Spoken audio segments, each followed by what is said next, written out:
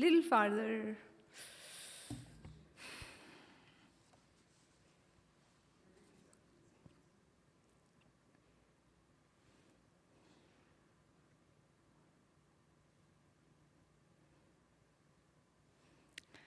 Dear friends, we are delighted to welcome Reverend Kara Wagner Sherer to the Home of Harmony today to give a special talk on Christmas. Reverend Kara is a cradle Episcopalian raised in a small congregation of St. James in Marshall, Minnesota. She earned her master's in divinity from Seabury Western Theological Seminary in 2003, and following that, till 2005, she served as the assistant director of St. Paul and the Redeemer in Hyde Park. Actually, our Vedanta Society used to be in Hyde Park till 2008 for many decades. In 2005, Reverend Kara was called to St. John's Episcopal Church in our old Irving Park neighborhood.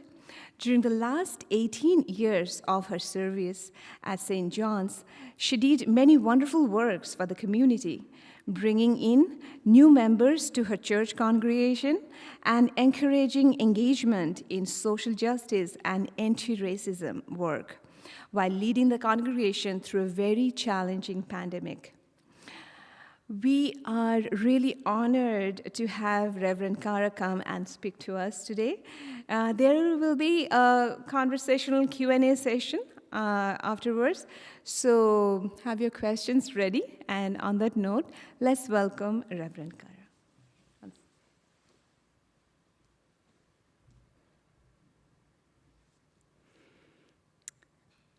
As we begin, I would like to recognize that this Home of Harmony stands on the land of Native peoples.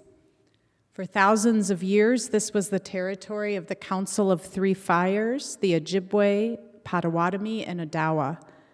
They welcomed the Ho-Chunk, Fox, Sauk, Miami, Kickapoo, and Illinois Confederacy tribes and offered assistance to the first Europeans to travel here.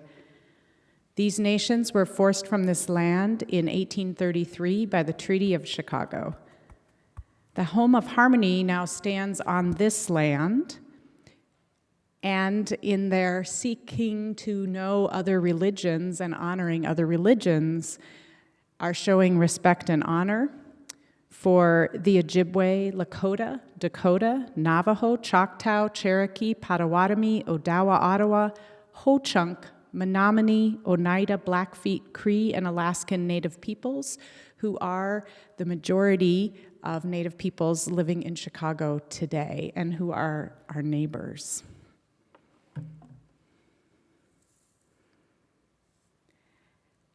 So to talk about Christianity, or even Christmas, in 1 hour is a little daunting.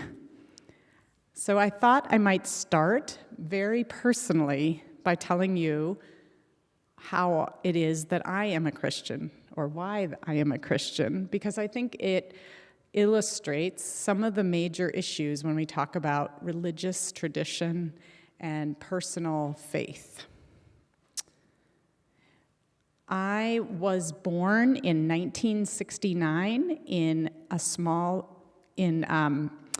Washington State, and moved to Minnesota when I was quite young with my parents, and I was baptized in an Episcopal church in Washington State, and that, in the religious tradition, made me a Christian, being baptized as an infant, which was, of course, a choice, actually, that my mother made for me because my father was not a practicing Christian at the time.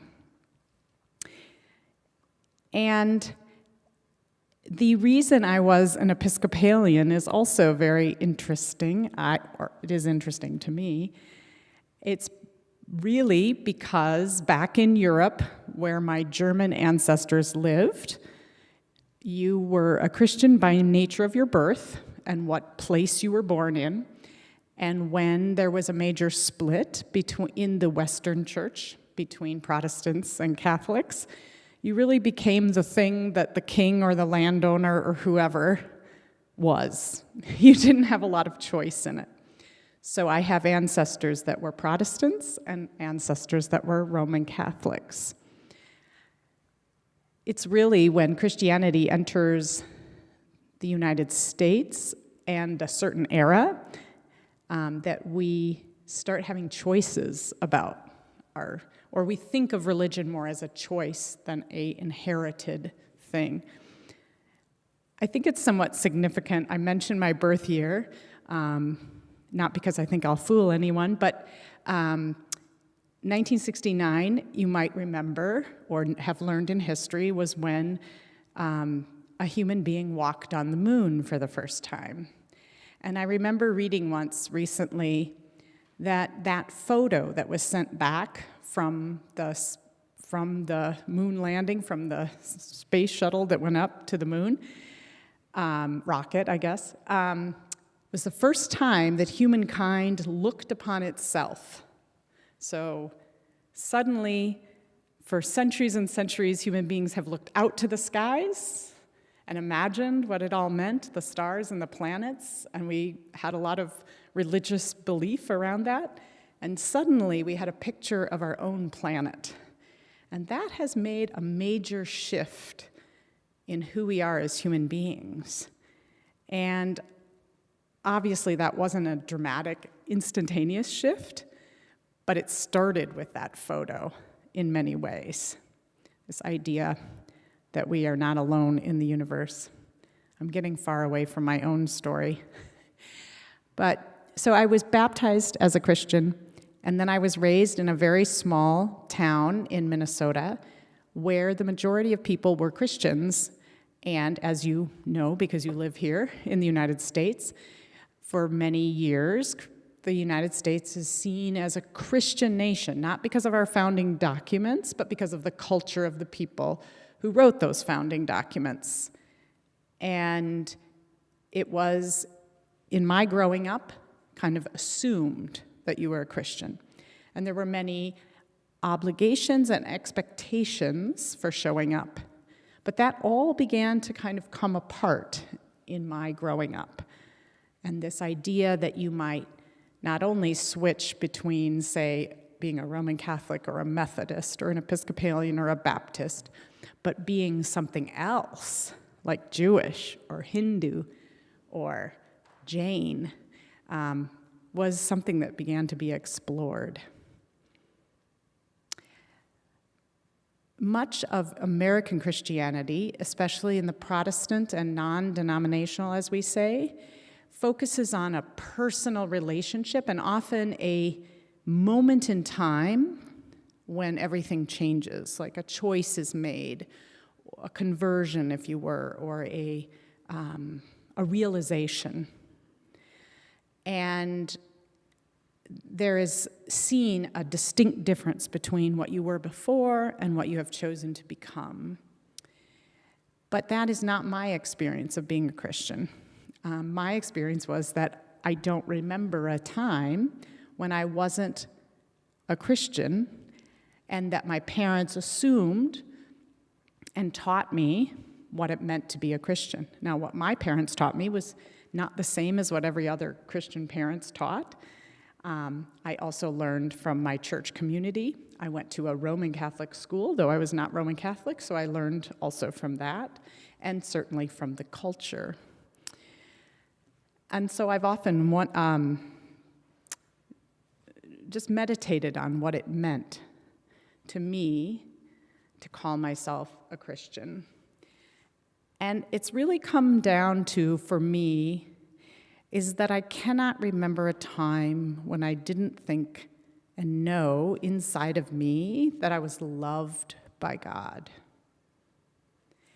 And I can't explain that or tell you. I suspect it has something to do with the fact that my parents loved me, and somehow I knew that. But I also distinctly remember as a child times when I thought my parents did not understand me, that I didn't think my friends understood me, that I was alone, and I had this sense that God did love and understand me. And I think that is what has sustained me through my childhood, through my time as a teenager, when I questioned authority, questioned my parents, questioned church, questioned all kind of structures, and continuing as a parent myself and as an adult, knowing more deeply the faults and foibles of institutions, the real problems that institutions can cause. But the thread, the through line through all that is this deep sense of love and knowing, of a knowingness. So even though I have a choice to be a different kind of religion, I feel that I was blessed and honored to be born into the religion that works for me, that I understand. The other thing that I feel very privileged is the particular Christian denomination that I belong to, the Episcopal Church, has always stood in the middle between a more doctrinal and traditional religion of Eastern Orthodox, Russian Orthodox, Roman Catholic, and the more Protestant branches of Christianity, that it focuses more on a personal faith. And the Anglican or Episcopalian denomination is in the middle of those two, trying to balance both. And so as much as I knew from a very young age that I believed in God and that I appreciated the stories of Jesus and the Christian message, I never got the message that it was the only way. And so in my life, in my own understanding, I've always seen that the search for God is something that God desires and we desire, and that there are many paths up the mountain. If it is a mountain, I don't know. But there's many paths, and that our particular culture, our particular gender, identity, our particular age, experiences, personality, draw us to certain paths. And so I say, I happen to be on a path that worked for me, but I have known many people to find other paths that worked better for them, and it doesn't lessen my own experience of my own faith. I'm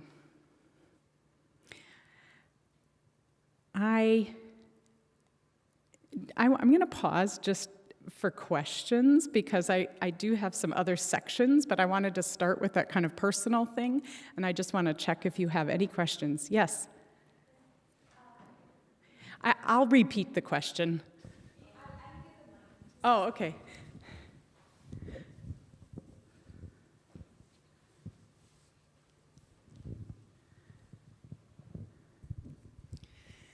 You mentioned what keeps you going throughout your life is love and this knowing, and that you never questioned that there are many paths towards getting to know God.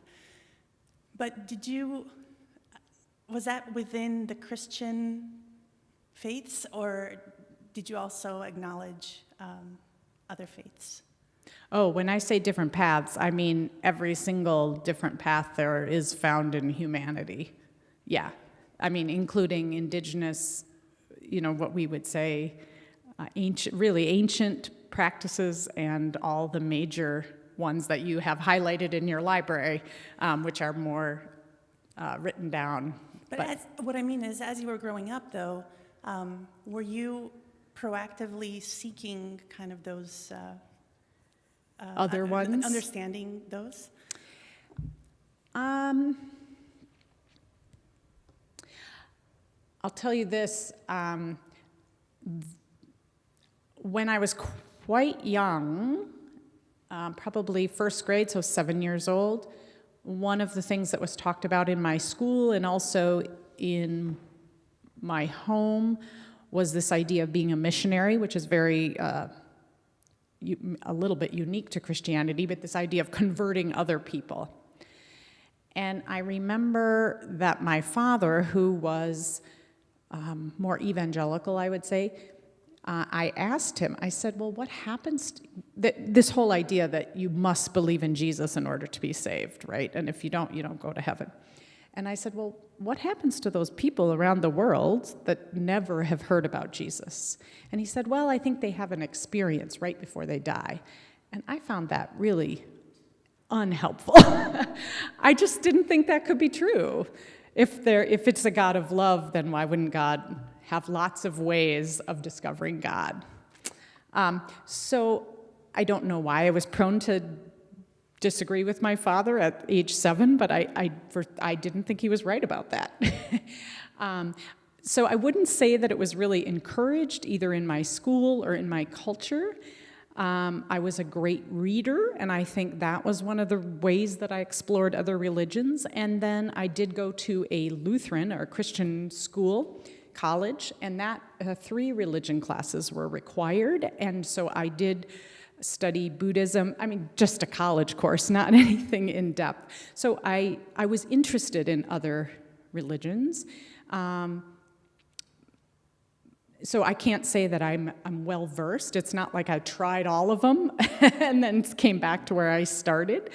I think I more kept the conversation or an opening in my mind. Is that answering your question? Yes, thank you.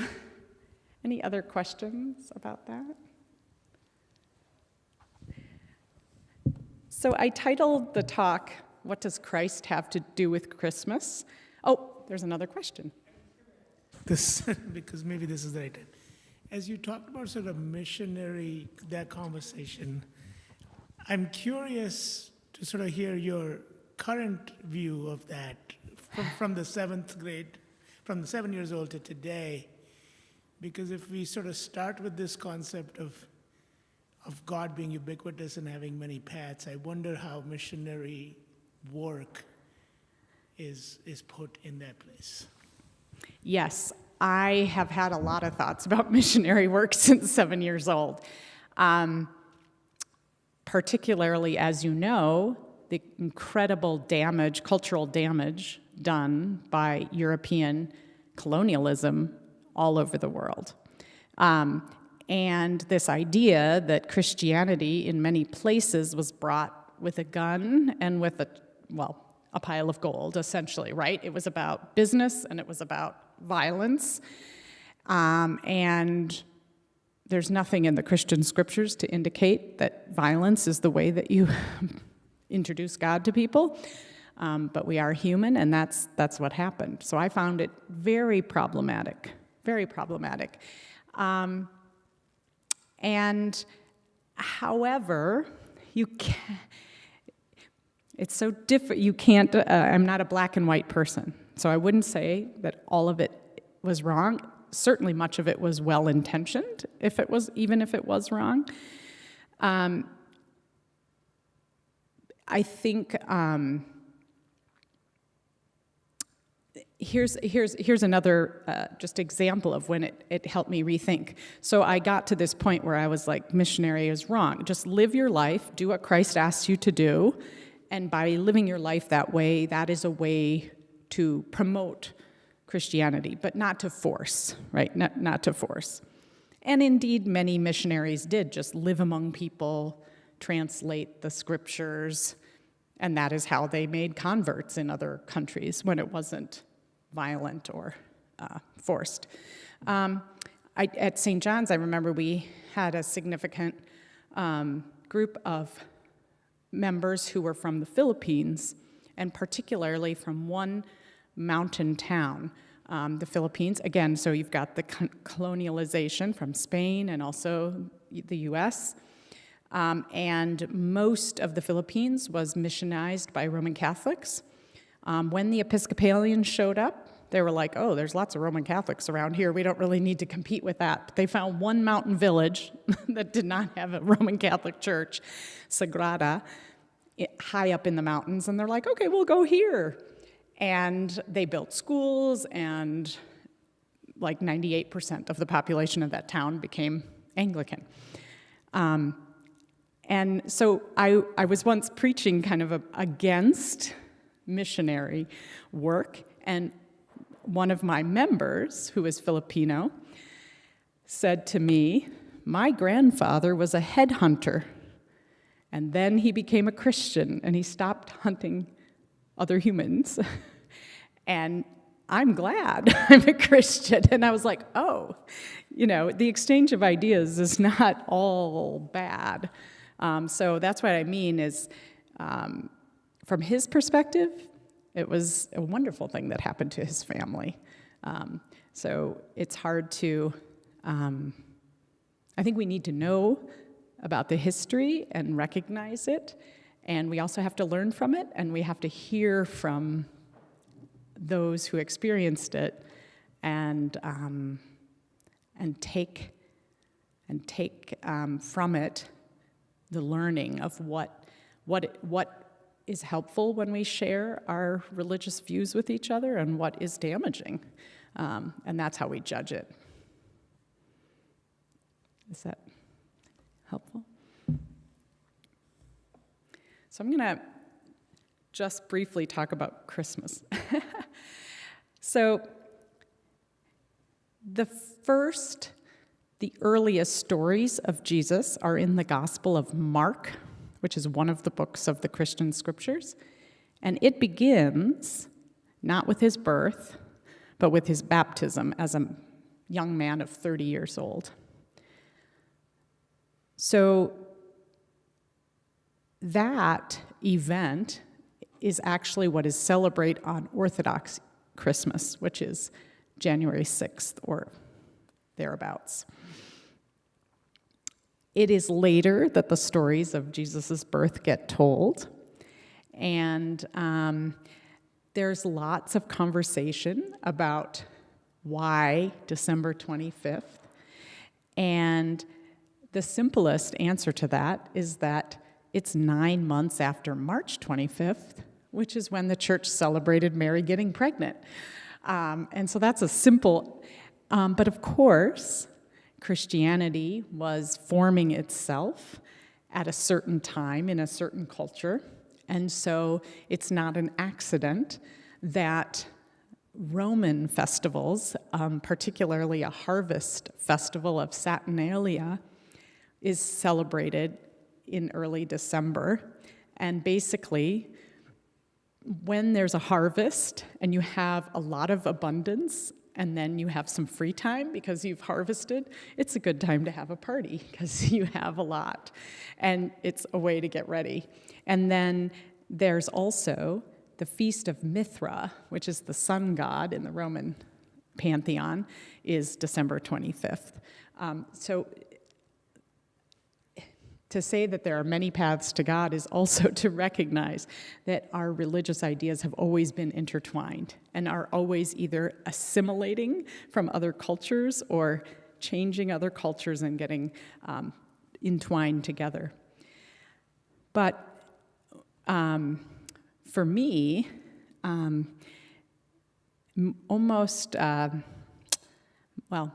my favorite season of the year is what we are celebrating in the Christian church right now, which is Advent, which started this year on November 27th. It is the weeks leading up to Christmas. And so once Christmas was established as a holiday, these weeks of preparation came before. They were oftentimes times of reflection, maybe even fasting, prayer, and today, though you can't tell it by what's happening in the stores, Christians who celebrate in a church will use this time not just to prepare for the Christmas feast of presence, but to prepare our hearts. And the reason that we would prepare our hearts is that we see the birth of Christ not just as a birthday party or a special holiday, but an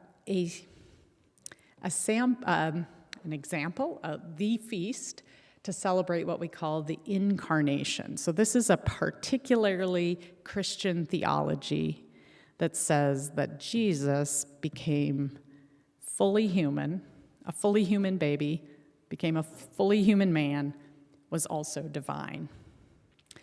And that is a particular Christian idea, which is not present in most other religions, certainly not about Jesus. You all, when I was reading about the Vedanta Society, talk about each human being becoming divine. So that's a similar theology. This is about one particular person. So in Christian practice, Advent is a time when we prepare and think about the immensity of what it means that God is present in human life and is always present.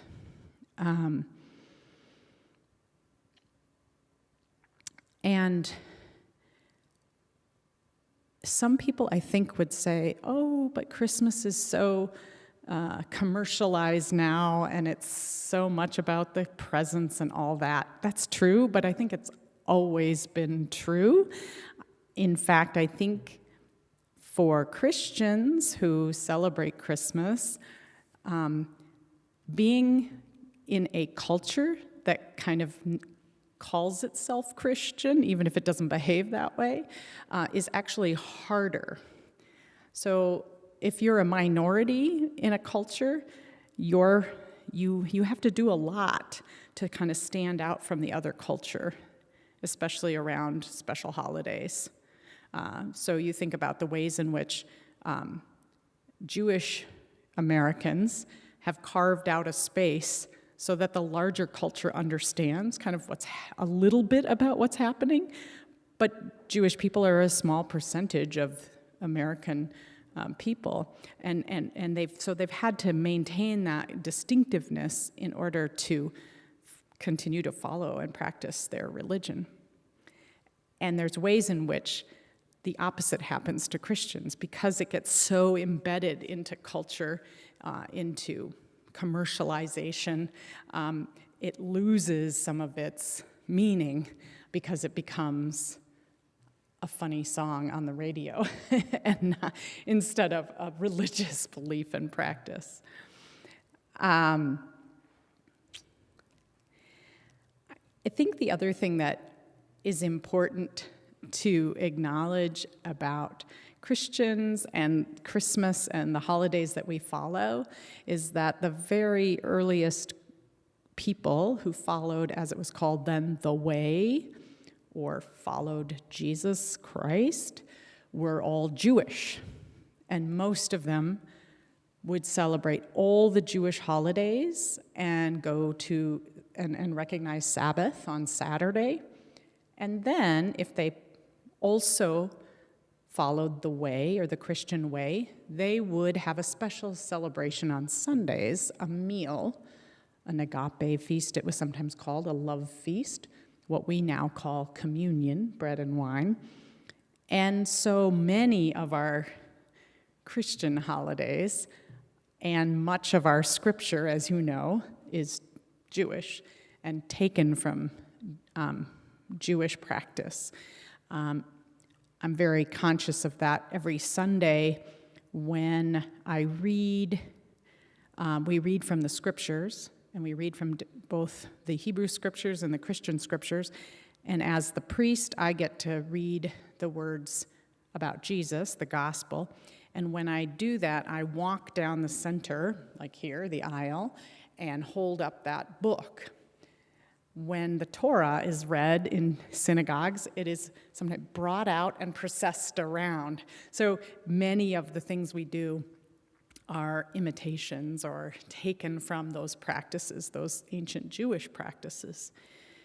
And so we get into the subject of appropriations, the ways in which religions grow and take from other religions and contribute to others, just like we do in other cultures, as we adapt to different cultures and peoples and times. I was actually reading kind of a fun article about book gift giving in the Christmas tradition. This was an article in the New York Times just a day or two ago, and it was also tracing some of the practices of Christmas and how, particularly in the Middle Ages in Europe, Christmas was this very raucous time because it was this time that you could celebrate. And it was a very public holiday, and because it was superimposed kind of on Roman holidays, it was a celebration of things turning upside down. So it was when the rich landowners had to give away food. You could go and beg, and they'd have to give away food or free beer. And it was when sometimes you would have a child play a king or a queen. You would dress up in costumes, so you weren't the person that you really were. You were able to be somebody else. And in fact, it was so much debauchery, and it was public. People went out in the streets and demanded gifts from the wealthy people and the owners of shops, that Puritans, very conservative English Christians in America, banned the celebration of Christmas in the 1700s because they thought it was too pagan. It was too, it wasn't religious enough. It was just a big party. And it began to be switched from a public celebration to a more family private. So the presents, and unlike in the times when the rich people gave away their stuff, when you're giving presents in your house, you don't just wrap up the socks that are already in your drawer and give them to someone. You have to go and buy something nicer. And so this whole idea of gift giving in families was really, at least according to this article, again, follow the money. It was a way for shop owners to encourage people to buy things. But besides the gift giving among each other and families and friends, the idea of gifts for charity was also very much in part, which came from the time when Christmas was about the poor getting their extra from the rich. And so this idea of giving charity at Christmas time is very old as well. And that is also tied up in Christmas celebrations in the Christian church, which are not just one day. So we have this season of Advent that I talked about, which is our preparation time. We read a lot of stories at this time about the end of the world, which seems odd, right? That doesn't seem like a Christmas reading, but it's because it's to jar us into what is important in life and to pay attention to that, not necessarily to predict the future, but to have a sense of readiness and expectation. And then there is the day of Christmas, in which we read about Jesus' birth in very humble beginnings, focusing on the fact that God comes not as a king or a prince or in violence, but as a vulnerable little and poor baby who was also a refugee in Egypt. So there's Jesus' birth. 8 days later, we celebrate his circumcision, which would be a Jewish practice that 8 days after a child was born, a boy child, they would be circumcised and brought to the temple and presented to God. And then, even though in a timeline it happens when Jesus is maybe 2 years old, there's this celebration of the three magi, or wise ones, that come from the east and bring gifts to the child. And that is the Feast of the Three Kings, or Epiphany. It is, of course, I'm sorry to say, completely made up. But it is an important made-up story because it is, for Christians, a representation of Jesus not just being born for Jewish people, but what Jewish people call Gentiles, everybody in the whole world. And so it is when often those three kings are represented to be coming from India, from Africa, from China, and those they represent kind of the whole earth being aware of the birth of this child. And so many cultures, Christian cultures, the gift giving actually comes then at Epiphany when the three kings arrive, because they bring, and the gifts are all symbolic again, gold, frankincense, and myrrh. They represent wealth, gold. Frankincense was a king's beautiful scent, and then myrrh was what a person of worth was buried with. It was a spice, so it gives you a little hint of what's going to happen to this baby. So it's not all joy and gladness for Christmas. But that Christmas season lasts 12 days. You've heard of the 12 Days of Christmas song. In some Christian traditions, you might get a little gift every day of those 12 days, or you can have parties for 12 days. We're usually too exhausted to have parties for 12 days, but that's in the Christian calendar. Christmas actually lasts those 12 days until the three kings come. So that's where Christ comes in Christmas. That's your little short history of that. I want to pause here and I covered a lot of things, and ask if you have any questions about that. Mm-hmm. Oh, just have her, she's got the mic first. I'll come to you. Yeah, mine was more of a comment. I heard you mention about the incarnation, the concept of Jesus being considered as an incarnation, God appearing in human form. So in Vedanta society and the Hindu tradition, particularly in Vedanta, we actually regard Jesus as an incarnation, exactly how you said.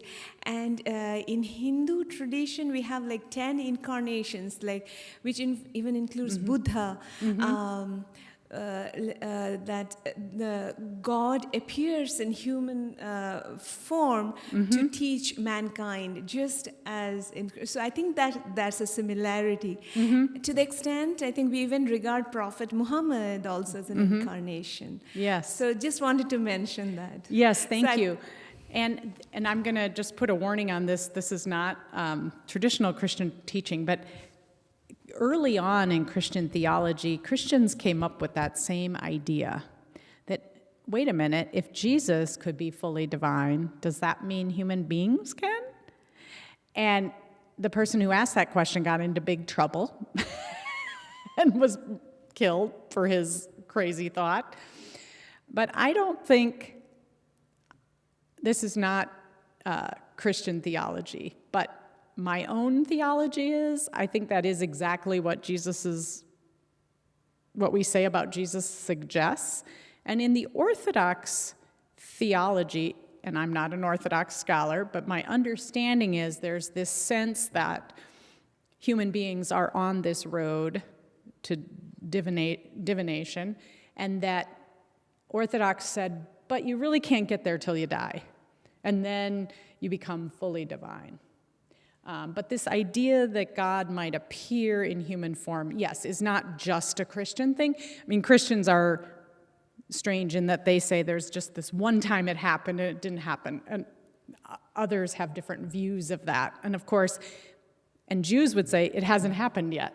There's no Messiah yet, right? So yeah, we all kind of come at that question from all kinds of different angles, but it isn't dissimilar, actually. Right. Thank you. Yeah, I thought there's a great similarity think that God incarnates as a world teacher and teaches the Messiah and the Savior. You had a question? Now, but why is this idea of sort of exclusion where what at the time made people think that we should simply exclusively make Jesus the only incarnation? Like, is there a societal threat to these people that says, hey, we've got to be just exclusive here? I think what we're sort of discussing here is the idea that God incarnates in many ways from time to time in different places. And that's why all of these paths that are sort of following each reincarnation go back to God. But this concept is unique to Christianity where only mine is the reincarnation. Everybody else is kind of... Right. And I think I just wonder if that's a product of the time where they're under threat or something that makes them think, wow, we really have to make this exclusive. Or else either we won't expand our following, our flock, because if other people think, hey, we can get there in many ways, then why would an upstart religion get more people? Right? And that's sort of my surmise on Mormonism in modern times. Like if I fast forward Jesus to to Joseph Smith, and we say, well, why is that? And I think to me, at least today, the aggressive nature of missionary work from them is sort of a byproduct of the repression and the desire to sort of get legitimacy as a religion or a religious doctrine or dogma. And so I wonder if that's sort of, if you backwards that to Jesus, maybe. Yeah, I would make two comments about that. One, again, I'm not an expert on Native By the way, American. I'm not an expert in anything. I'm just a student of life. So whatever I said is... I would say in some Native American understanding, the whole world is sacred.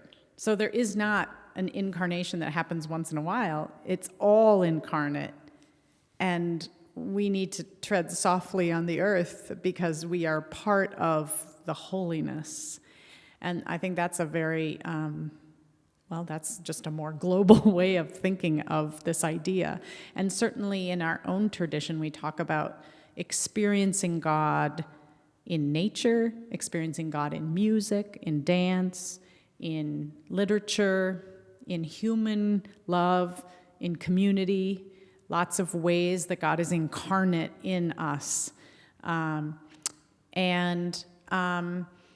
would also say that my personal opinion about why some religions are exclusive is simply because black and white is easier than gray.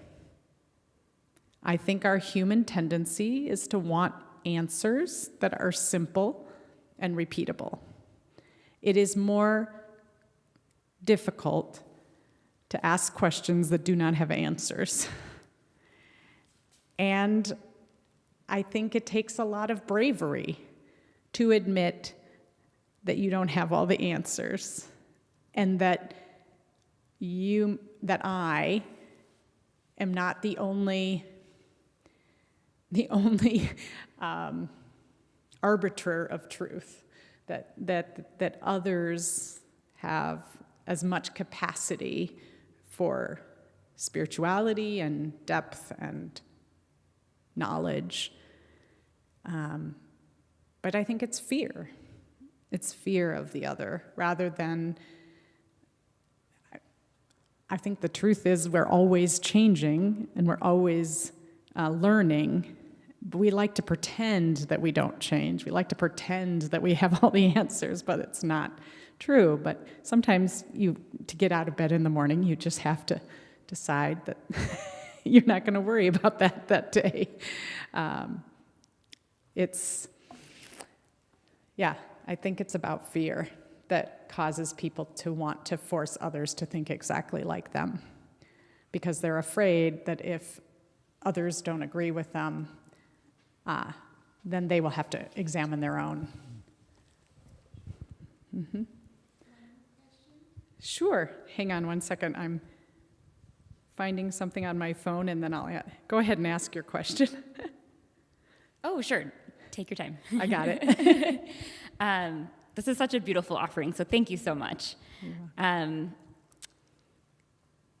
wondering a little bit about the ways in which we can maybe have a greater appreciation or lens for Christ's love within the Christmas practices as you're sharing. A lot of it can be diluted or become a little bit more, or maybe less tangible to that real source of love. And so, what are those ways that maybe we can appreciate that better? Thank you. I was actually pulling up a meme which says, do you want to keep Christ in Christmas? Feed the hungry, comfort the afflicted, love the outcast, forgive the wrongdoer, inspire the hopeless. So yes, for Christians, Christmas is, or we hope, we aspire to make Christmas about recognizing God's presence in each other. And in one of our passages, Jesus says to his disciples, basically, at the end of time, when you appear before me, I'm going to ask you, did you feed the hungry? Did you clothe the naked? And did you visit those in prison?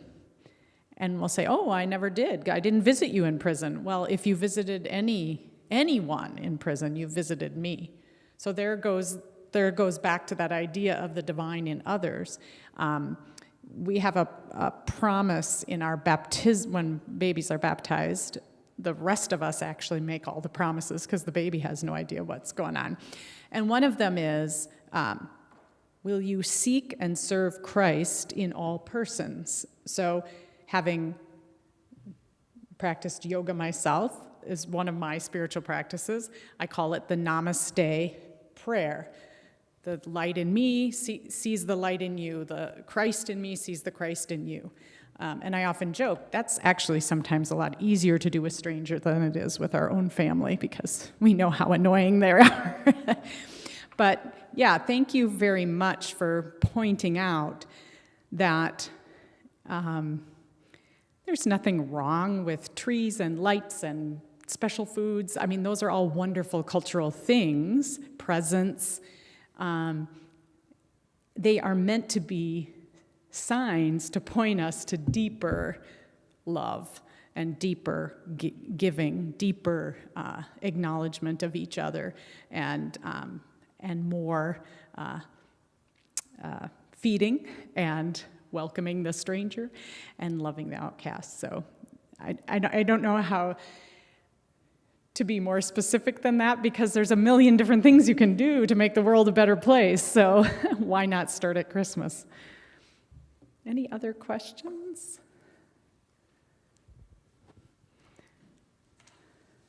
Is that enough for?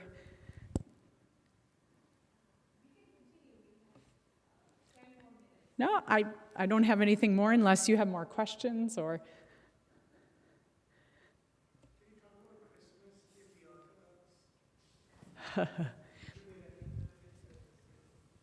Right, so. Can you repeat the question? Yeah, I can. He was asking about Christmas in the Orthodox tradition. I don't know very much about it. A lot of the differences between, so Christianity, when it was institutionalized, the Eastern Christianity really was kind of the original, and there was that split from the West and the East in 1000 of the Common Era. And some of that split was over the calendar. So it's a lunar, just like a Jewish festivals are lunar, so are Christian ones, but then some of them became fixed. And so some of those differences just have to do with that, the change from the Julian calendar and all that kind of thing. What I know about Orthodox practice is that they very much don't change. They may add things to their liturgy, but they would probably say to you, what we do now is what we did 2,000 years ago.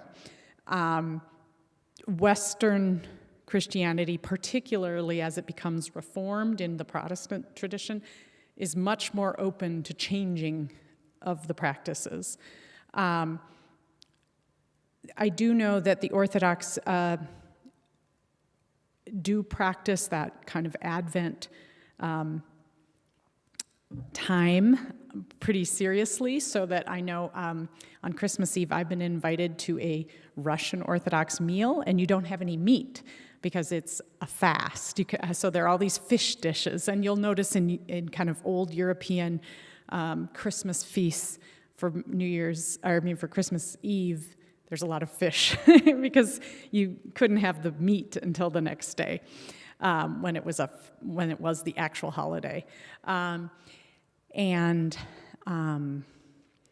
They focus on different saints than Western Christianity. Protestants don't focus on saints very much at all. So different holidays.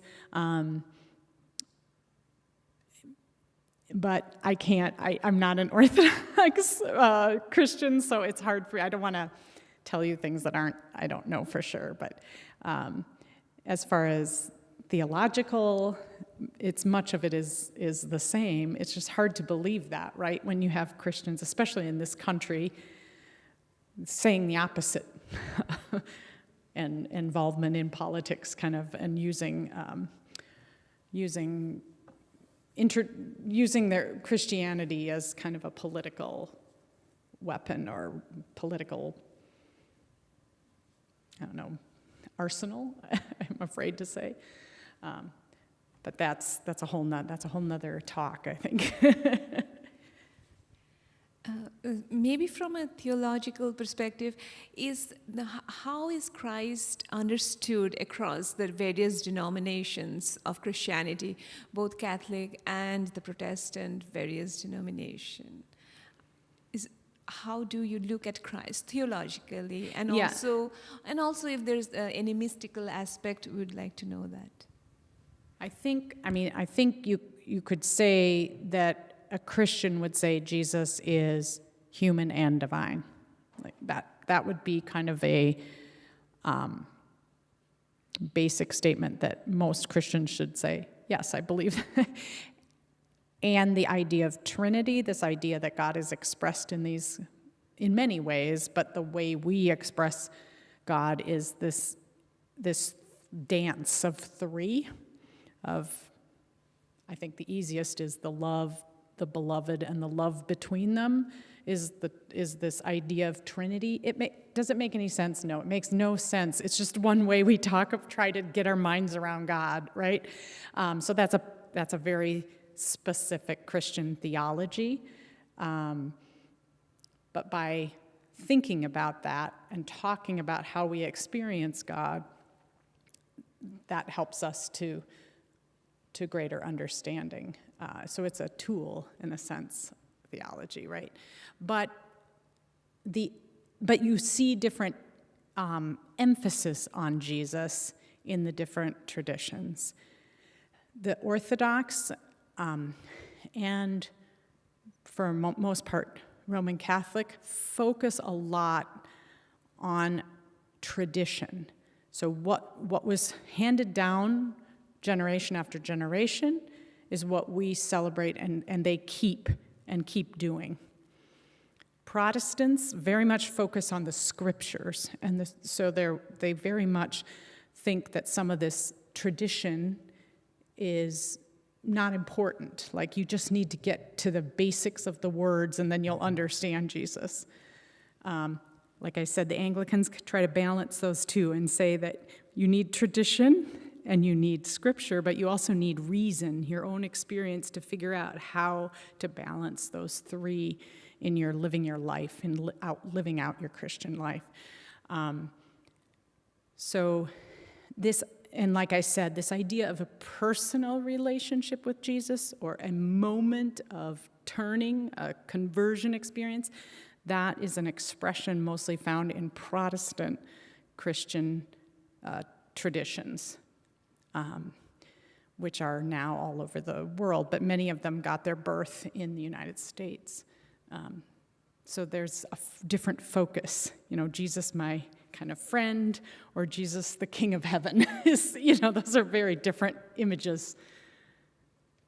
But they're all meant to be tools for us to understand. Well, thank you. Appreciate it.